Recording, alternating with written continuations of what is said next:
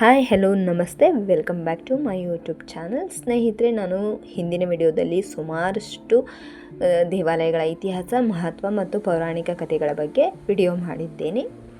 ಇವತ್ತಿನ ಈ ವಿಡಿಯೋದಲ್ಲಿ ಕರ್ನಾಟಕದಲ್ಲೇ ಇರುವಂಥ ಒಂದು ಪ್ರವಾಸಿ ತಾಣದ ಬಗ್ಗೆ ಇನ್ಫಾರ್ಮೇಷನ್ ಕೊಡಬೇಕಂತ ಬಂದಿದ್ದೀನಿ. ದಯವಿಟ್ಟು ವಿಡಿಯೋನ ಸ್ಕಿಪ್ ಮಾಡದೆ ಪೂರ್ತಿಯಾಗಿ ನೋಡಿ.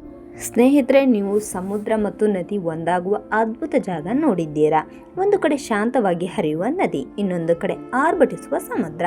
ಇವೆರಡರ ಸಂಗಮವಾಗುವ ಕರ್ನಾಟಕದ ಅತ್ಯಂತ ಸುಂದರ ಕಡಲ ತೀರಕ್ಕೆ ಇವತ್ತು ನಾವು ನಿಮ್ಮನ್ನು ಕರೆದುಕೊಂಡು ಹೋಗ್ತಾ ಇದ್ದೀವಿ. ಅದೇ ಉಡುಪಿ ಜಿಲ್ಲೆಯ ಕುಂದಾಪುರದಲ್ಲಿರುವ ಕೋಡಿ ಬೀಚ್. ಬನ್ನಿ, ಇದರ ಇತಿಹಾಸ ಮತ್ತು ರಹಸ್ಯವನ್ನು ಇವತ್ತಿನ ವಿಡಿಯೋದಲ್ಲಿ ತಿಳಿಯೋಣ. ಸ್ನೇಹಿತರೆ, ಮೊದಲಿಗೆ ಇದಕ್ಕೆ ಕೋಡಿ ಅಂತ ಯಾಕೆ ಹೆಸರು ಬಂತು ಗೊತ್ತಾ? ಸ್ಥಳೀಯ ಭಾಷೆಯಲ್ಲಿ ಕೋಡಿ ಅಂದರೆ ಕೊನೆಯ ಬಿಂದು ಅಥವಾ ತುದಿ ಎಂದರ್ಥ. ಹೌದು, ಇದು ಕುಂದಾಪುರ ಭೂಭಾಗದ ಕೊನೆಯ ತುದಿ.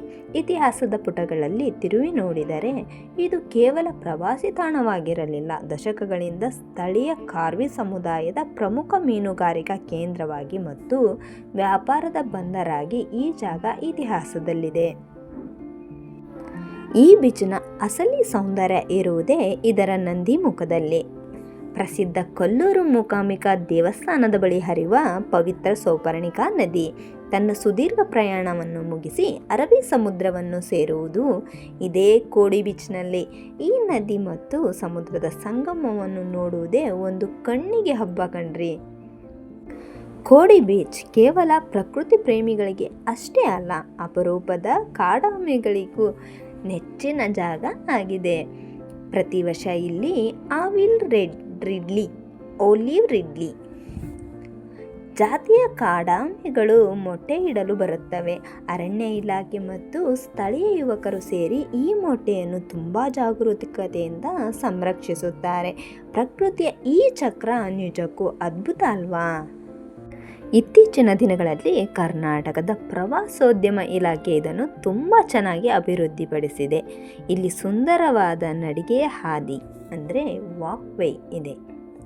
ಸಂಜೆ ಹೊತ್ತು ಇಲ್ಲಿ ಕುಳಿತು ಸೂರ್ಯಾಸ್ತ ನೋಡುವುದೇ ಎರಡು ಕಣ್ಣುಗಳಿಗೆ ಸಾಲದು.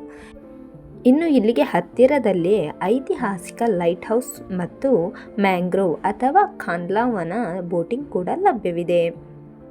ಸೊ ಸ್ನೇಹಿತರೆ, ನೀವು ಯಾವಾಗಾದರೂ ಕುಂದಾಪುರ ಅಥವಾ ಉಡುಪಿಗೆ ಬಂದರೆ ಈ ಶಾಂತ ಹಾಗೂ ಸುಂದರ ಕೋಡಿ ಬೀಚ್ಗೆ ಒಮ್ಮೆ ಭೇಟಿ ನೀಡೋದನ್ನು ಮರಿಬೇಡಿ. ಈ ವಿಡಿಯೋ ನಿಮಗೆ ಇಷ್ಟ ಆಗಿದ್ದರೆ ದಯವಿಟ್ಟು ಲೈಕ್ ಮಾಡಿ, ನಿಮ್ಮ ಸ್ನೇಹಿತರೊಂದಿಗೆ ಶೇರ್ ಮಾಡಿ ಮತ್ತು ನಮ್ಮ ಚಾನಲ್ಗೆ ಸಬ್ಸ್ಕ್ರೈಬ್ ಆಗೋದನ್ನು ಮರಿಬೇಡಿ. ಮುಂದಿನ ವಿಡಿಯೋದಲ್ಲಿ ಸಿಗೋಣ. ಧನ್ಯವಾದಗಳು.